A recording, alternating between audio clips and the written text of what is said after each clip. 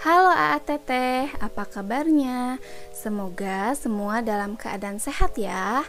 Kali ini kita akan belajar tema 2, Persatuan dalam Perbedaan, subtema 1, Pembelajaran 2. Pada pembelajaran kali ini kita akan belajar tentang hidup rukun dalam perbedaan dan pola lantai dalam gerakan tari tradisional.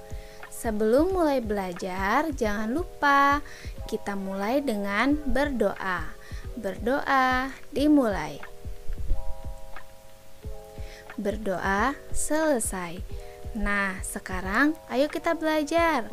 Selamat belajar. Aa Teteh, pernahkah kalian mengamati warna pelangi? Pelangi itu sangat indah karena warna yang berbeda-beda. Begitu juga hidup berbangsa dan bertanah air akan terasa indah jika kita hidup rukun walau kita berbeda-beda. Makna persatuan dalam perbedaan. Indonesia adalah negara dengan beragam suku bangsa, budaya, agama, serta keadaan ekonomi. Ada banyak contoh perbedaan di lingkungan sekitar kita. Misalnya sebagai berikut. Yang pertama, di keluarga besarmu mungkin ada yang berasal dari suku yang berbeda. Yang kedua, di lingkunganmu mungkin ada tetangga yang berbeda budaya denganmu.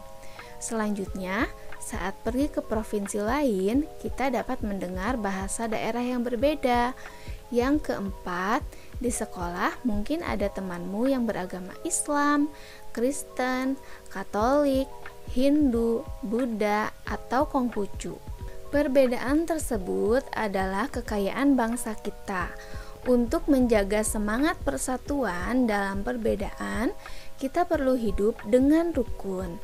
Hidup rukun dapat dibangun mulai dari lingkungan keluarga, sekolah, hingga masyarakat. Ada beberapa sikap yang diperlukan untuk mencapai persatuan dalam perbedaan. Sikap tersebut perlu diterapkan oleh semua anggota masyarakat. Sikap-sikap tersebut antara lain sebagai berikut. Yang pertama adalah sikap peduli. Hidup rukun dimulai dari sikap peduli terhadap orang lain. Peduli artinya menyadari bahwa orang lain juga mempunyai kebutuhan yang berbeda dari kita. Peduli juga artinya memahami sikap apa saja yang dapat menyenangkan atau mengganggu orang lain. Yang kedua adalah mendahulukan kepentingan bersama. Sebagai bagian dari masyarakat yang beragam, kita perlu mendahulukan kepentingan bersama di atas kepentingan pribadi atau golongan. Kepentingan bersama dapat mencakup kepentingan di suatu lingkungan masyarakat, sekolah, atau negara. Dan yang ketiga adalah toleransi kepada orang lain. Aa Teteh tentunya sudah paham ya, arti dari toleransi itu apa? Toleransi artinya sikap saling menghormati dan menghargai antar individu meskipun terdapat perbedaan. Toleransi ini merupakan sikap yang harus terus diterapkan dalam kehidupan sehari-hari. Manfaat hidup rukun antara lain menciptakan kedamaian, hidup menjadi aman, nyaman, dan tentram, menghindari perselisihan, dapat saling membantu ketika mengalami kesusahan, serta mempererat persatuan dan kesatuan bangsa. Semangat persatuan bangsa Indonesia tercermin juga pada seni budaya lokalnya. Salah satunya adalah melakukan tarian. Banyak sekali tarian daerah Indonesia yang menyerukan persatuan. Dalam tarian ada yang disebut gerakan dan pola lantai.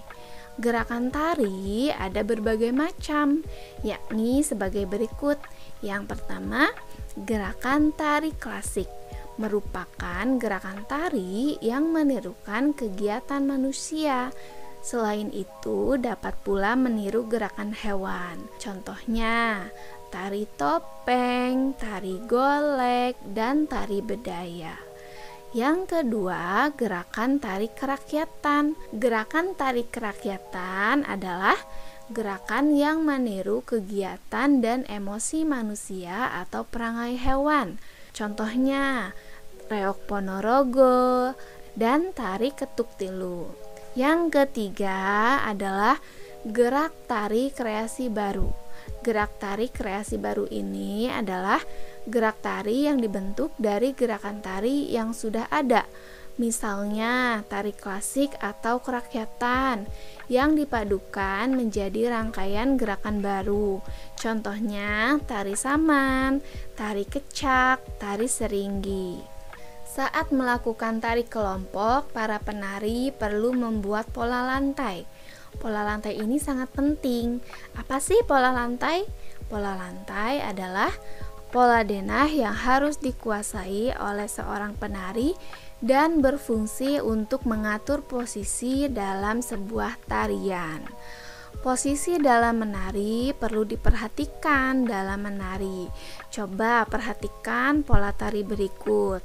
Ada tari yospan, tari serimpi, dan tari baris cengkeden.